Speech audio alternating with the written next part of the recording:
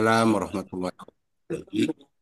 Alhamdulillah, syukurillah, salatu wassalamu ala rasulillah wa ala alihi wa sahbihi wa man wala wala quwata illa billah, rabbi shrah li sadri wa yassir li amri wa halul 'uqdatam min lisani yafqahu qawli ma ba'du. Kita bisa buka bersama dengan bacaan basmalah. Bismillahirrahmanirrahim. Bismillahirrahmanirrahim. Bismillahirrahmanirrahim. Alhamdulillah, malam ini kita masih bisa diberikan kesempatan untuk kembali hmm, bertemu dalam virtual dan berharap semuanya dalam keadaan sehat walafiat.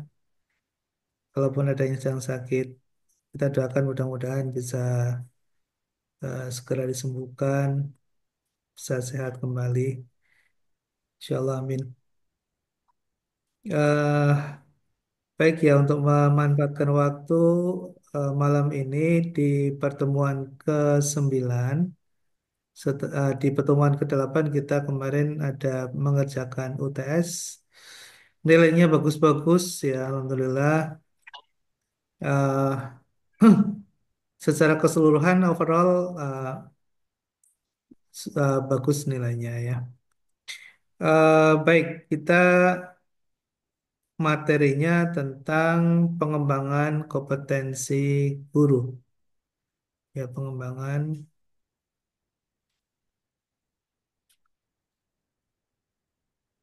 Mudah-mudahan sudah bisa terlihat ya, pengembangan kompetensi guru dalam pembelajaran. Ya, kemarin sempat saya melewati melewati Mas Gun ini, melewati Mas Gun, mulai di pulaunya Mas Gun eh, ke Flores, ya ke Flores. Pakai sepatu dan Nah, hujan guys. di sana itu Itu lagi. diskusi tentang Itu pengembangan formal kerja itu kayak Hah? gitu. ya. Kayak itu kayak gitu. Pakai sepatu? Boleh Formal di gitu. mute dulu. Eh, ini saya perlu ini deh ya, saya perlu bantu untuk menjadi co-host. Eh, ada Mas Chandra, ada Mas Kosim, Mas Kosim ada, Mas Yanto. Eh, Hadir, Prof. oleh, ah, boleh dibantu ya, Mas ya. Nanti kalau ada yang suara bocor gitu, biar ya dibantu mute dulu. Ya, eh,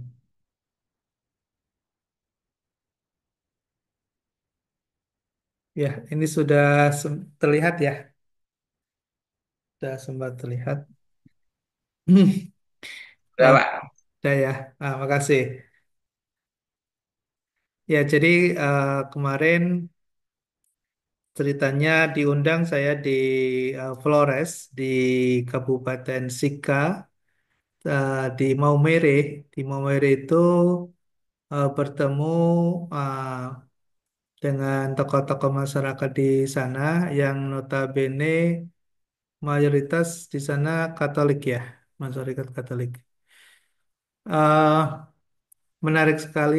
Jadi saya diminta untuk memaparkan tentang indeks pembangunan manusia, Human Development Index.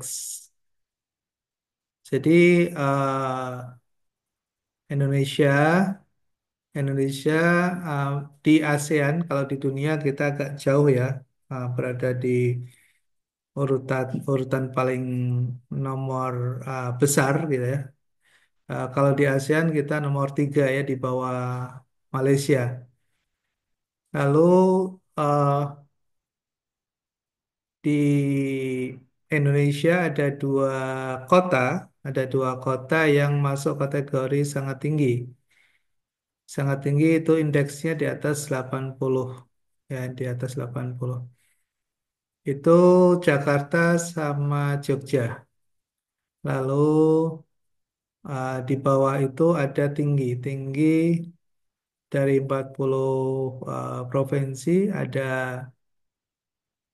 ada sekitar 20 ya. Lalu sisanya uh, sedang. Nah, itu salah satu provinsi di NTT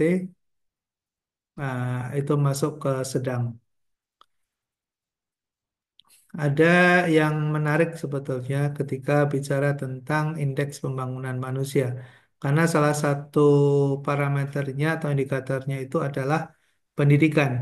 Nah, pendidikan itu dihitung dari atau dinilai dari berapa lama masa pendidikan warganya, ma- eh, masa untuk mendapatkan pendidikan formal. Jadi kalau misalnya Indonesia ini kan sebagian besar mayoritas lulusan SLTP ya. Uh, Semakin panjang kesempatan warga atau masyarakat untuk mendapatkan pendidikan formal, maka menjadi salah satu uh, meningkatnya nilai IPM itu ya dari tingkat pendidikan. Lalu uh, kesehatan, kesehatan itu salah satu indikatornya adalah harapan hidup ya. Jadi kalau ada rata-rata harapan hidup masyarakat kita uh, antara 64 tahun, semakin panjang harapan hidupnya maka mengindikasikan IPM-nya akan makin tinggi gitu ya, makin tinggi nilai indeksnya. Nah, begitu juga dari pendapatan ya, pendapatan per kapita.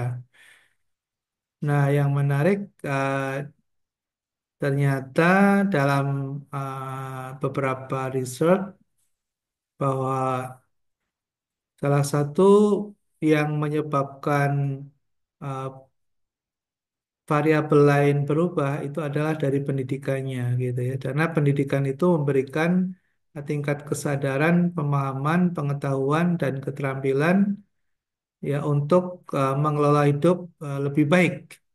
Jadi kesehatan, kemudian pendapatan dengan sendirinya akan berubah apabila uh, diawali dengan pendidikan yang yang lebih baik gitu.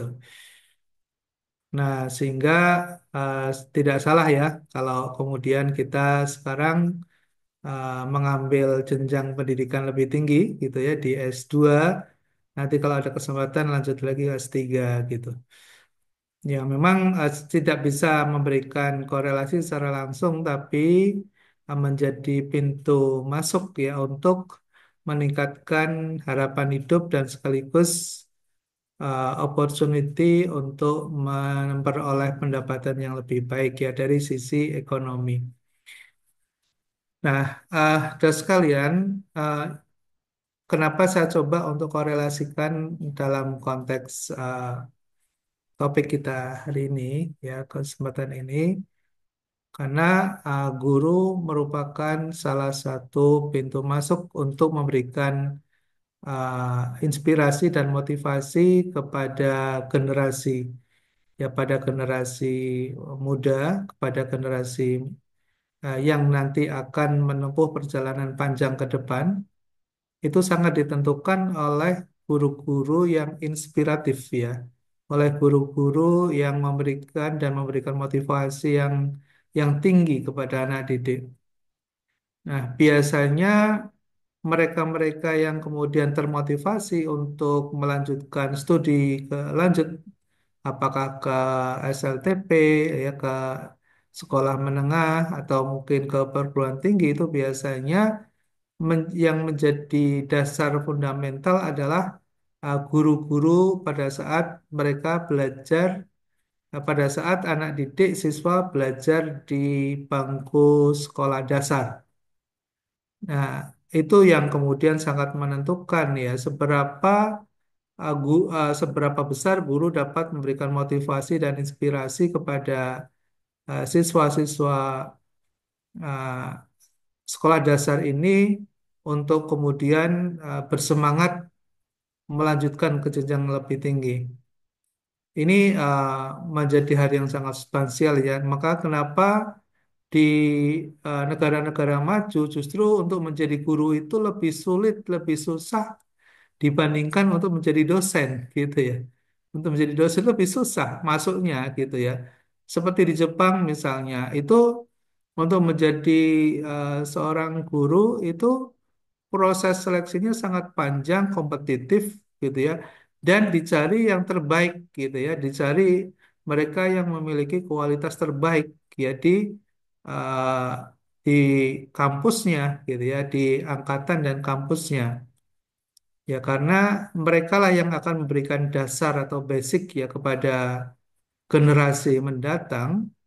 Itu guru yang menjadi peletak dasar fundamental untuk membangun generasi yang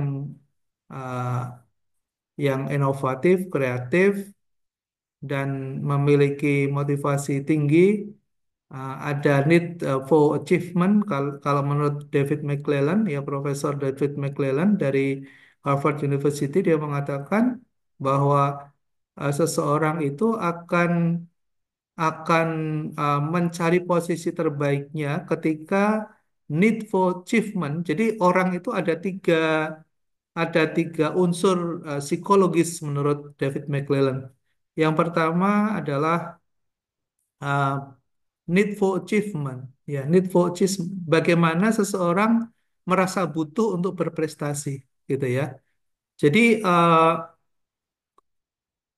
budaya untuk berkompetisi menurut David McClelland itu akan sangat baik bagi seseorang untuk mencapai yang terbaik, prestasi terbaik yang dia bisa dapatkan ya melalui sebuah kompetisi. Makanya kenapa di dalam anak-anak kita misalnya kita biasakan untuk ikut berkompetisi apakah lomba nyanyi atau lomba misalnya apa saja ya talenta-talenta yang dimilikinya itu yang kemudian dia bisa memiliki semangat untuk direkognisi ya diakui bahwa dia memiliki kemampuan dan ada kebanggaan, ada kebahagiaan yang dia dapatkan ketika bisa mencapai itu. Nah, itu yang bisa menanamkan itu adalah diawali tadi ya dari guru-guru di sekolah dasar itu yang menjadi fondasi. Lalu yang kedua itu adalah namanya needful uh, NF kemudian NF ya needful evaluation ya. Jadi rasa untuk bekerja sama itu kebutuhan untuk bekerja sama dengan orang lain, kebutuhan sosial ya, kebutuhan untuk bisa bahwa dalam hidup tidak bisa sendiri, harus bisa berkolaborasi, bersosial gitu. Nah, kebutuhan bahwa dia tidak bisa hidup sendiri tanpa orang lain itu juga mesti ditumbuhkan dari awal. Makanya kenapa eh, koperasi ya di negara-negara maju lebih tumbuh dan berkembang dibandingkan dengan negara berkembang atau negara terbelakang. Di negara di Skandinavia misalnya, 90% lebih masyarakatnya menjadi anggota koperasi. Tapi koperasi yang benar ya, bukan, mohon maaf ya, bukan koperasi yang banyak kita jumpai di Indonesia gitu. Ya koperasi, karena mereka memiliki kesadaran bahwa mereka tidak bisa hidup sendirian, mereka perlu ada komunal, mereka butuh kolektivitas, ya, mereka butuh kolektivisme bersama begitu dan memiliki kemandirian dalam ekonomi gitu ya dan mereka dengan kesadarannya saling bantu satu dengan yang lain itu sangat kuat sekali dan itu bisa tumbuh ketika diajarkan dalam bentuk permainan, dalam bentuk games ya, dalam bentuk yang mudah dipahami oleh anak-anak ketika mereka ada di sekolah dasar. Nah, ini guru-guru kalau tidak memiliki inovasi, memberikan ilustrasi, memberikan simulasi, gambaran uh, tentang adanya kebutuhan untuk bekerja sama satu dengan yang lain, maka needful affiliation-nya akan rendah. Nah, ketika needful affiliation-nya itu rendah, maka dia cenderung untuk introvert, lalu kemudian dia sulit untuk menjadi seorang leader. Makanya kita banyak para psikolog uh, mengatakan dan uh, sosiolog kita yang mulai bicara bahwa kita uh, kekurangan leader ya, kita kekurangan leader. Kenapa kita kekurangan leader?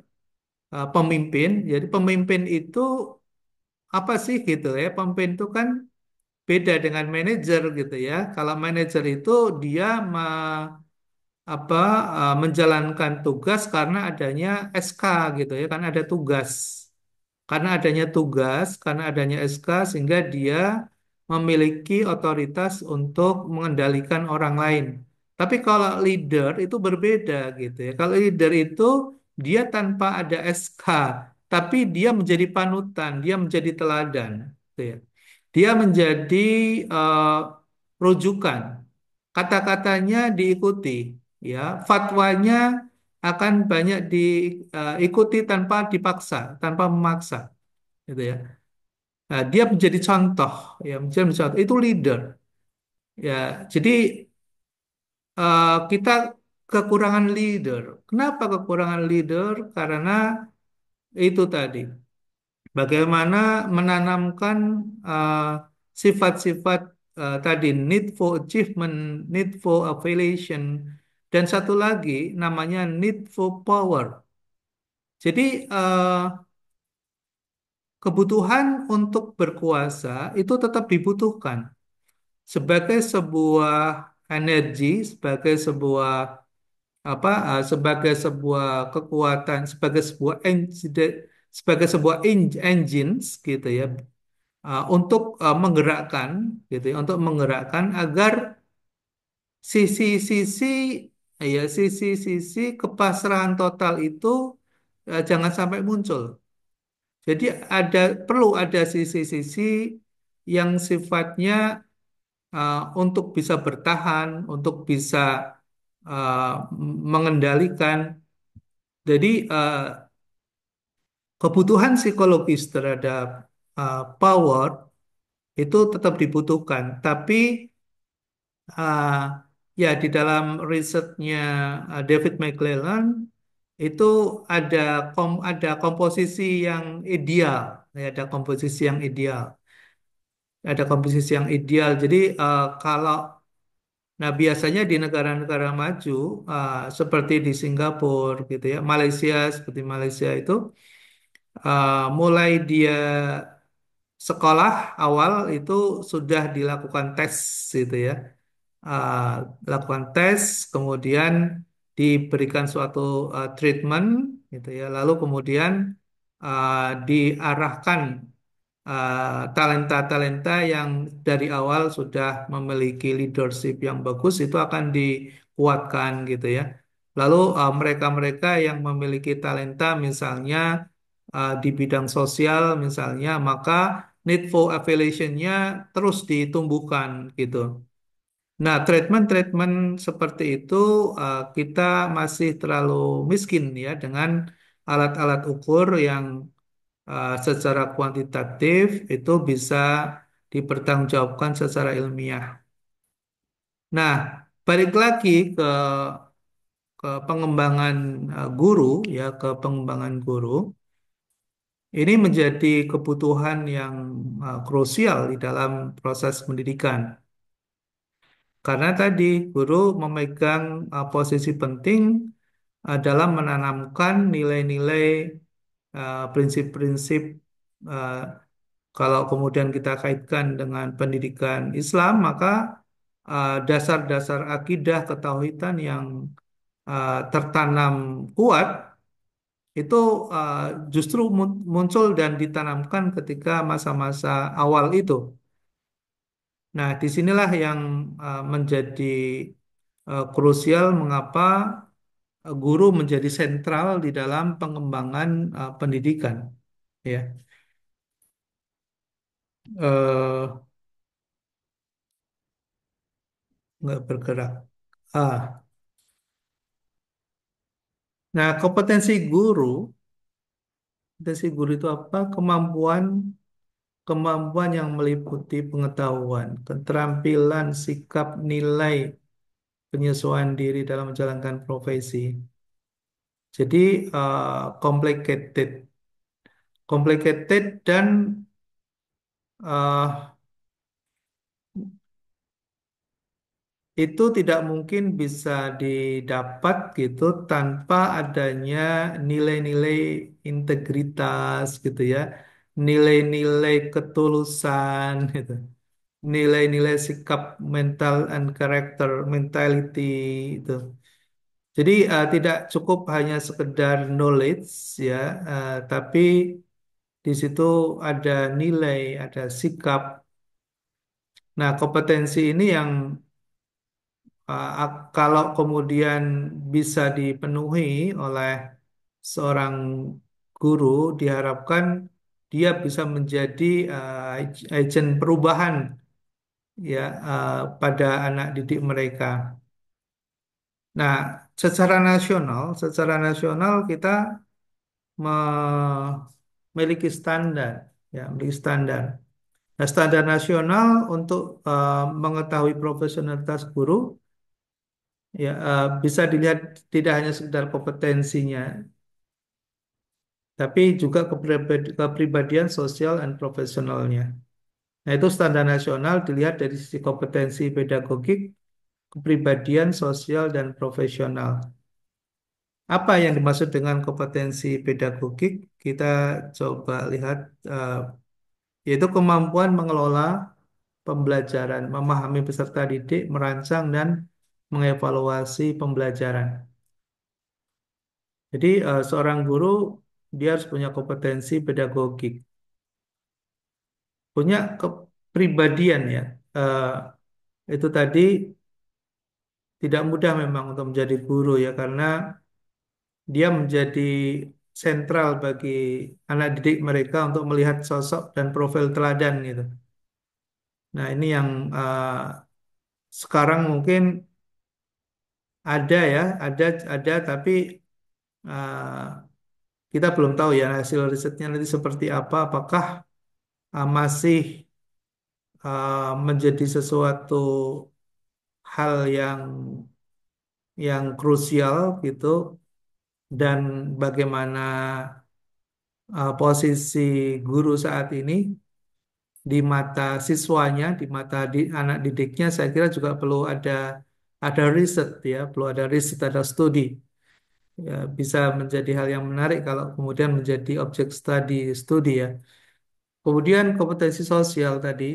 Jadi kalau kalau didekatkan dengan teorinya David McClelland, maka di sini ada need for affiliation, kemudian ada need for achievement, yaitu profesional, penguasaan materi ajar, metodologi, pengembangan diri secara berkelanjutan.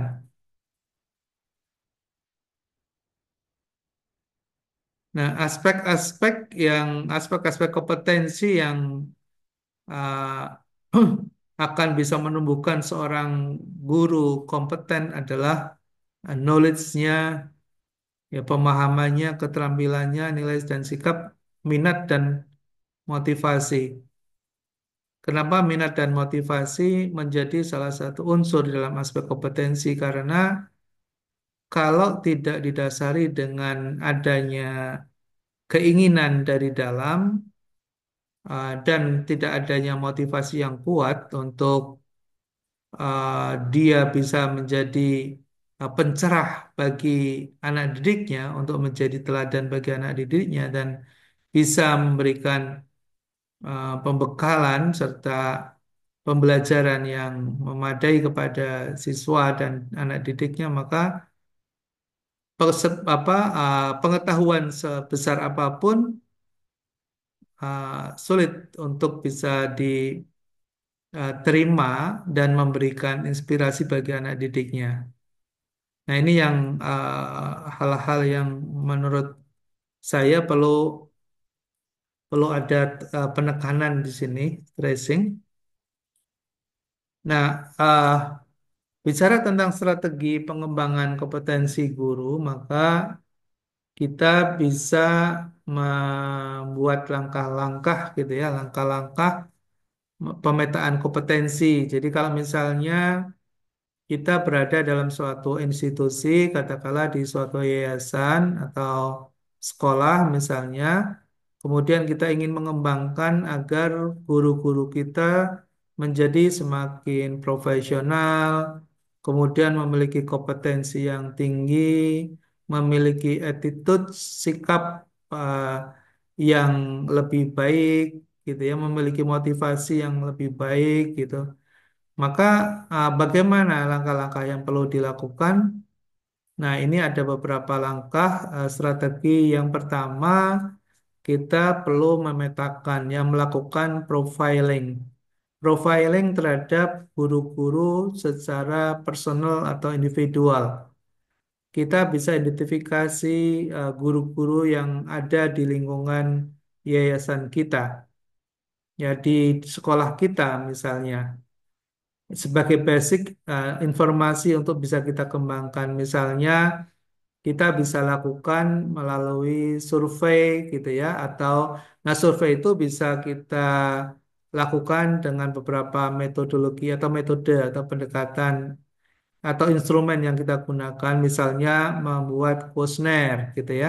Membuat kuesioner. Kuesioner itu tentunya kita bisa desain untuk mengukur ya mengukur baik mengukur kemampuan, mengukur pandangan atau persepsi gitu ya, mengukur tentang minat dan keinginan gitu ya, mengukur tentang pengetahuan dan keterampilan yang dimilikinya gitu.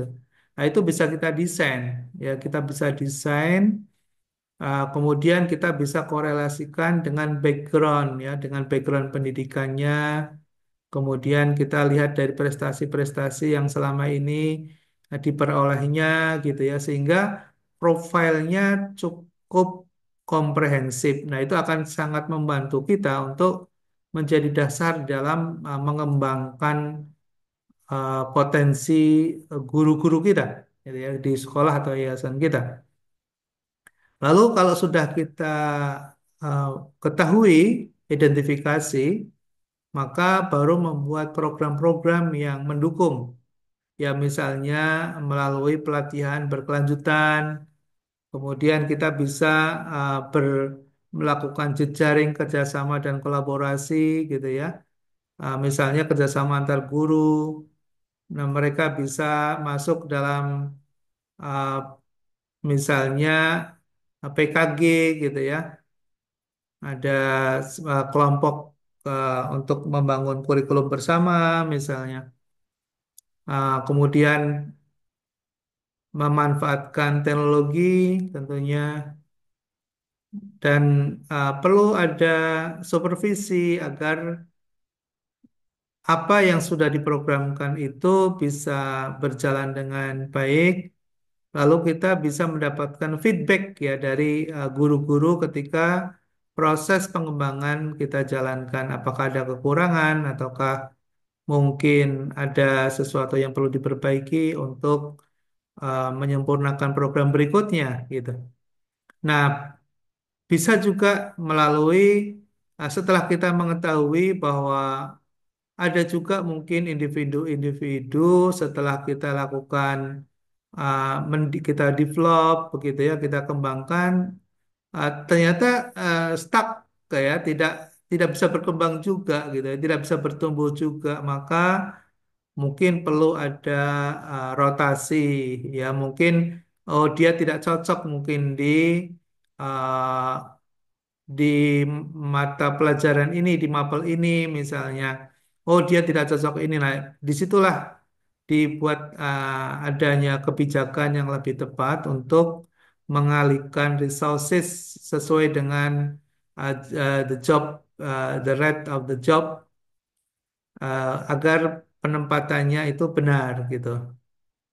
Lalu tentunya agar ada pengembangan secara berkesinambungan, maka perlu ada pengembangan yang dilakukan secara mandiri ya, misalnya membaca, menulis jurnal, mengikuti seminar, simposium, sehingga guru mendapatkan wawasan yang cukup ya.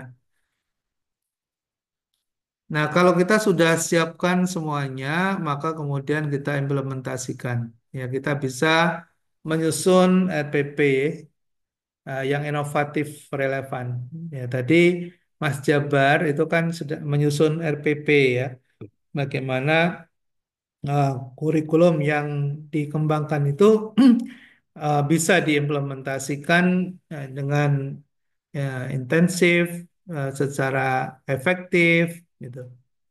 Ya, jadi kita bisa mengembangkan kurikulum tadi ya sesuai dengan kebutuhan, menilai dan pemanfaatan hasil evaluasi untuk perbaikan pembelajaran. Nah, tantangan yang uh, kadang kita hadapi di dalam pengembangan SDM, terutama kompetensi guru adalah keterbatasan waktu ya, karena kan guru sudah sibuk ya dengan aktivitasnya di dalam KBM, ya kegiatan belajar mengajar, itu juga menjadi constraint ya untuk pengembangan. Akses pelatihan yang mungkin terbatas, motivasi rendah, itu yang sering kali kita hadapi ya. Kalau motivasi udah rendah, ya ketika diberikan suatu treatment untuk misalnya pelatihan dan mengikuti pelatihan, ya karena tidak ada dorongan dari dalam, biasanya mungkin berjalan pelatihan tapi tidak memberikan nilai tambah dan dampak yang signifikan gitu ya terhadap guru yang bersangkutan. Solusinya ada dukungan institusi, ya, penyediaan pelatihan yang multi, yang hybrid ya, multi facilities, bisa melalui daring maupun luring gitu ya. Kalau perlu ada insentif, mungkin insentifnya tidak harus berupa material ya, bisa saja dalam bentuk penghargaan ataupun dalam bentuk-bentuk yang lain. Dan budaya kolaboratif menjadi salah satu solusi ketika kita ada kekurangan resources kita atau source of fund kita terbatas misalnya. Nah, kesimpulannya pengembangan kompetensi guru adalah proses berkelanjutan dan strategis. Kolaborasi, pelatihan, dan pemanfaatan teknologi sangat penting untuk meningkatkan kualitas pembelajaran dan profesionalisme guru. Baik, ya, itu sekedar materi tambahan untuk kita eh, ya. Kalau misalnya ada yang mau didiskusikan, eh, kami persilahkan. Saya stop dulu recordingnya.